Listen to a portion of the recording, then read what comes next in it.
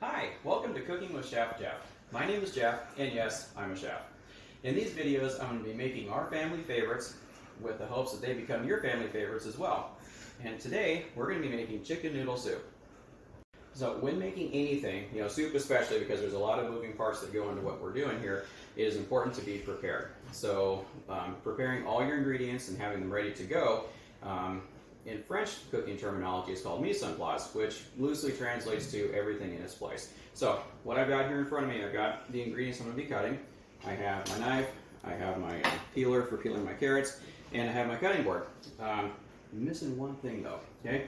When you're cutting on your cutting board, if you're just in here bearing into it, moving around, your cutting board's going to slide. You don't want that, okay? So one tip to keep your cutting board from sliding is to get a paper towel. Just moisten it. It doesn't have to be dripping wet, just damp, okay? Stick that under your cutting board, push the cutting board down, and that creates enough friction that your cutting board is not going to move around while you're trying to cut your vegetables. So first thing we're going to do to get everything ready is peel our carrots. So we're going to start doing that. Just nice, easy little strips off your peeler. So soup is one of my most favorite things to make. And this particular soup has a really dear place in our hearts because we've adopted our children. And when we adopted our eldest, she came to live with us, and chicken noodle soup was not the first thing she made with us, but it was the second thing she made with us. And we were in the kitchen, trying to figure out what to do, and I talked about, making chicken soup. And first thing she thought was, "Oh, let's go get a can and open it up. That sounds great." And I was like, "No, we're gonna make it from scratch. It's gonna be awesome." We get the carrots, get the celery, get the onions, all that stuff. And I got to the onions, and she turns her nose up and goes, "Onions! I can't stand onions. That's the worst thing in the world. I don't want to be anywhere near an onion ever, ever, ever, ever. I want the canned stuff." And we're all no. So what she ended up doing was help us make the soup. And we got the stuff. She cut the onions up. She went through the steps to saute everything down, added everything step by step. She got to help season the soup. And never forget the look on her face the first time she took a bite of the finished soup. I made sure there's a piece of onion on her spoon, and she looked at it and goes, "Man, that's really good." And now it's her favorite soup, and you always know when she isn't feeling well because she asked for this soup. All right, now that we got our carrots peeled, now we have to cut them. So these little carrots, we can just go ahead and cut these into coins because they're not too big. So you just line your carrots up, hold your knife. Everyone wants to hold their knife on the handle, and that's great. But what you should do, it feels awkward at first, but choke up on it and pinch the blade of the knife with your thumb and forefinger, and use your handle more as a bounce. Okay, so what that does, in combination with keeping the front of your knife on the cutting board, when you rock through whatever it is you're cutting, it puts all your cutting power on the back third or so of the blade.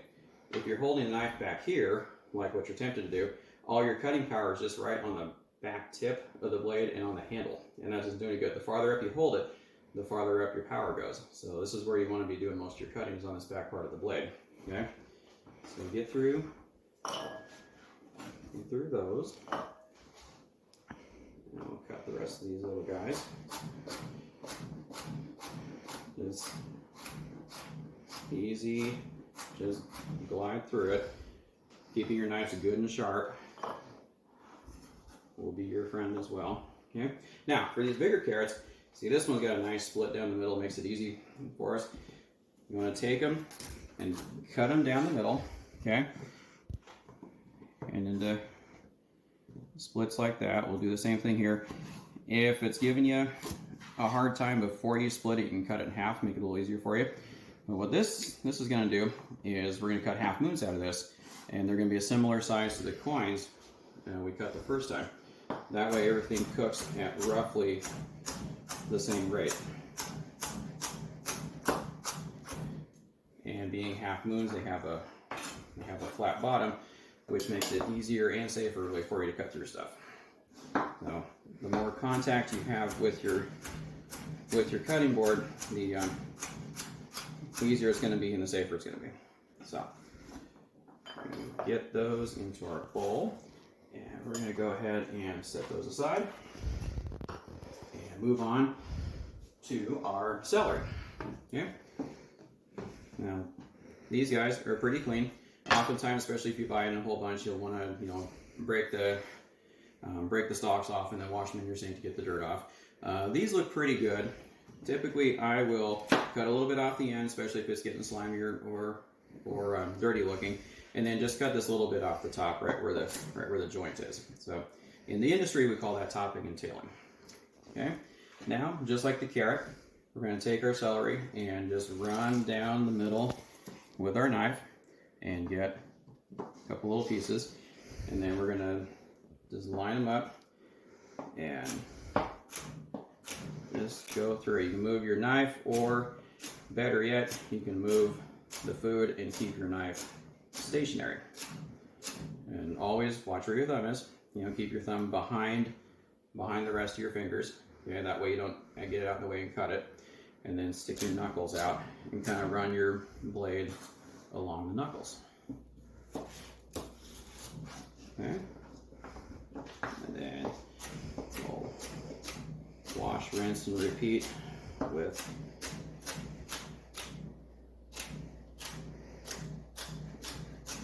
the rest of our stuff here.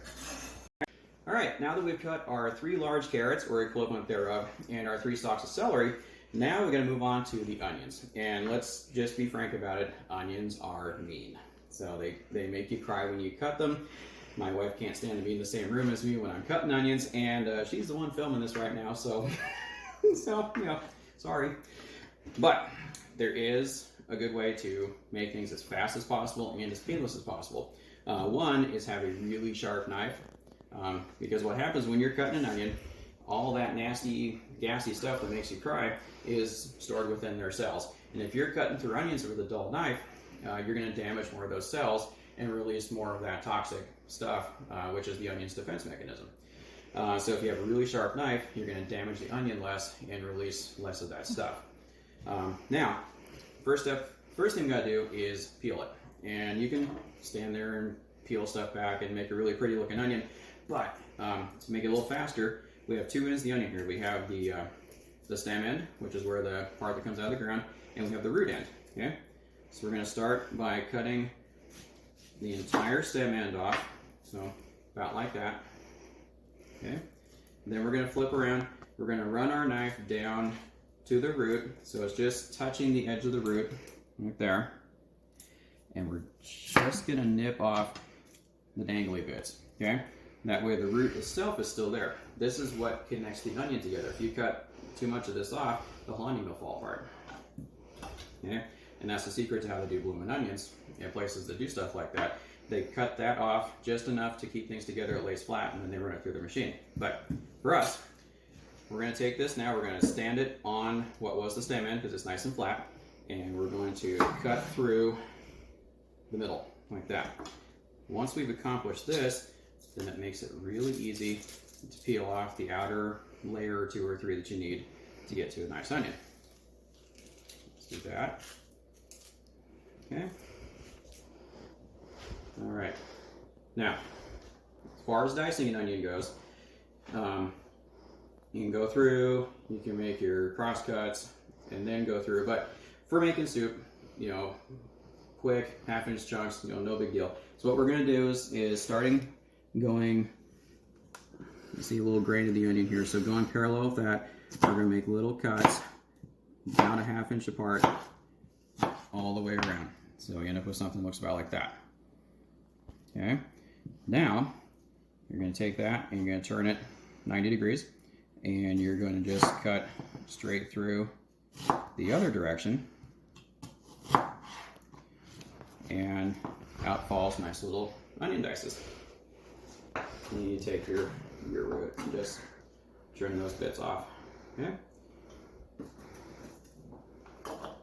So I'll go ahead and repeat that process with the remaining half of this onion and one more, and then we'll dice our chicken and we'll get going making the soup. Thing before we get going is the chicken. Now, today we happen to be using boneless, skinless chicken thighs, and that's one is what we have. It's what we have here, and two is what I prefer. Dark meat chicken tends to not dry out. It cooks really nice. It's got more flavor than white meat chicken, but don't let that stop you. If you've got chicken breast at home, use it. If you have leftover chicken from anything else, like if you went and bought a rotisserie chicken at the store and you've got that left over, by all means use that. I mean, anything you have is going to go great in this. And for this, so it's got two parts here from where it wraps around the bone. And what I like to do is cut this little bit off first. It makes it a little easier to deal with.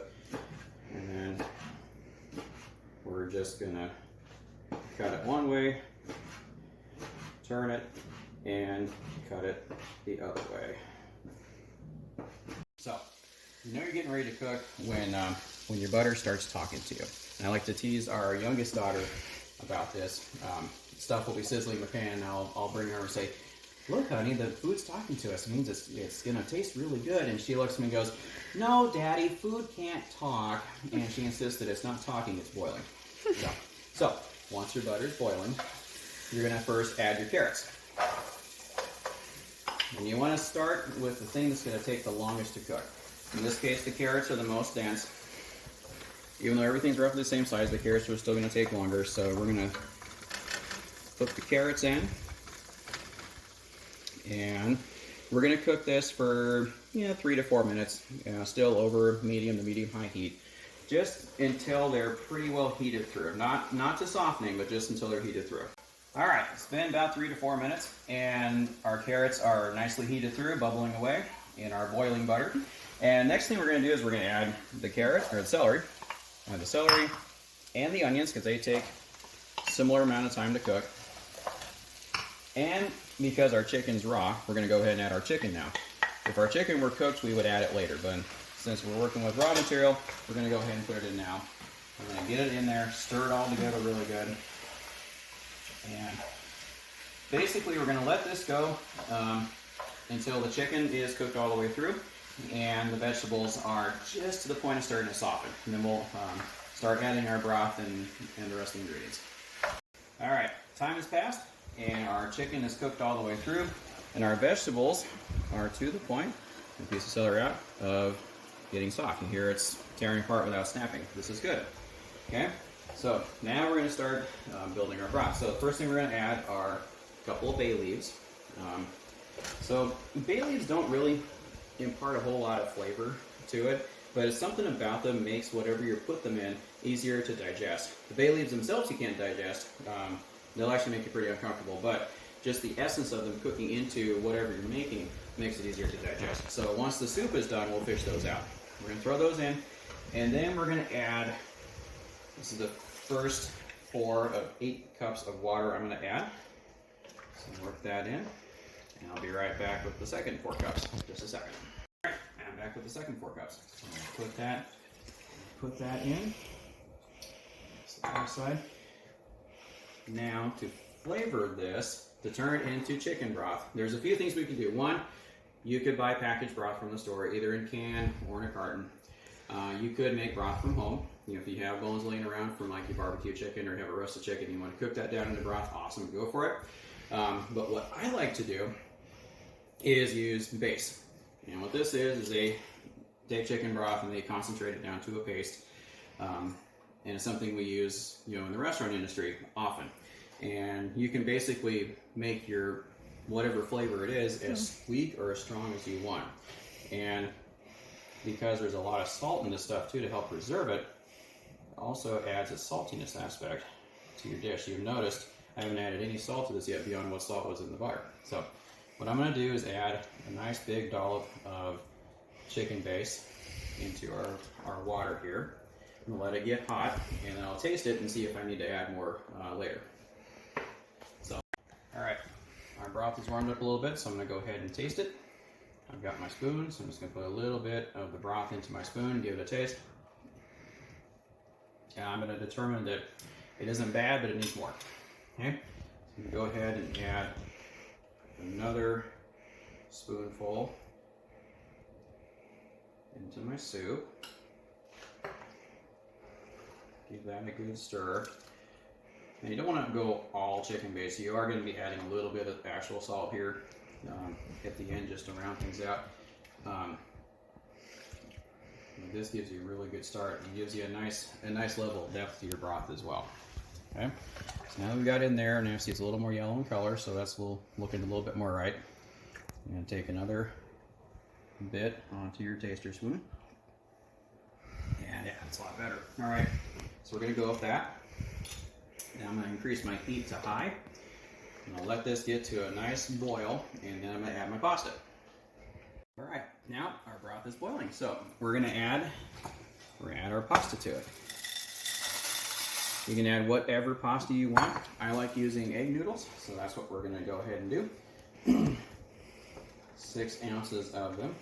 We're going to pour them into our boiling broth, stir them in really good, and then we're going to reduce our heat from all the way open down to about medium low.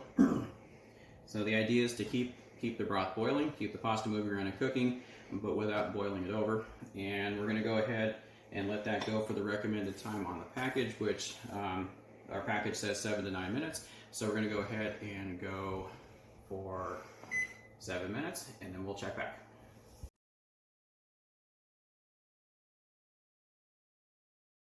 All right, it's been 7 minutes, so let's check our noodles. Give our soup a stir. Everything's looking pretty good. We'll get in here, go straight in with a clean spoon. Fish out a noodle. Take a look. Hot, really hot. All right, I think we're gonna let that go another 2 to 3 minutes. Let it get a little softer, and as soon as that's done, we're gonna cut our heat and start seasoning it. Been a couple minutes later, and our noodles have actually swelled quite a bit, and they're harder to get up on your spoon, which is a good sign.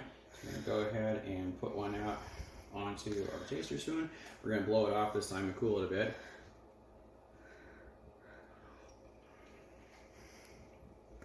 Much better. Still a little bit of chew to it, but it's not sticking to your teeth like it was the first time. So now that we're happy with that, we're gonna go ahead and turn the heat clear off. We're going to fish out our bay leaves. There's one. All right, where's the second one? All right, we found the second bay leaf. Now we're gonna season. So when you go to season the soup or final, you can go any direction you want. You want hot and spicy, you can go that road. You want like a curry flavor, like my son loves curry anything. So I could put curry in here and he'd be absolutely in heaven. Personally, I like going herbs. And I like dried herbs, and they're easy. Everyone has them on hand. They hold a lot better. They keep better in the soup. They don't get all slimy and they don't turn your broth green like fresh herbs can do sometimes.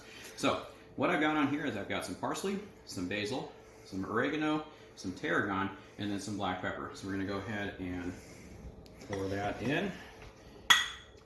And go ahead and give it a stir. And we're not counting it in here. We're just doing nice little figure eights. Just get it incorporated. Okay. And we're gonna let this sit for a minute or two and let the herbs rehydrate, let themselves get integrated into the broth. And then we're gonna go ahead and taste and see if we want to add any more of this, and if we want to add more salt and pepper. My oldest daughter, Jolene, who I talked about earlier, absolutely loves pepper. She'll eat pepper on her pepper. And it's a kind of a joke when we let her season things. When she makes stuff, we always have to talk to her about easing back on the pepper, because she tends to, for most of us, over pepper stuff. She thinks it's just fine, but we think she over peppers it. So add a little bit more pepper. I think it's perfect. I think we're gonna call her in here in a second and have her try it and see what she thinks. All right, this is my daughter Jolene. Hi. And this chicken noodle soup is the second thing that she made when we adopted her. And I would like her to go ahead and try this batch and tell me what you think.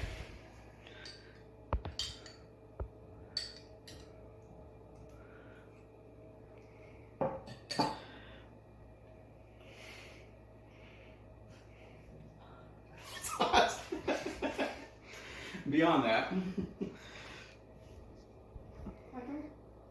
Not very enough.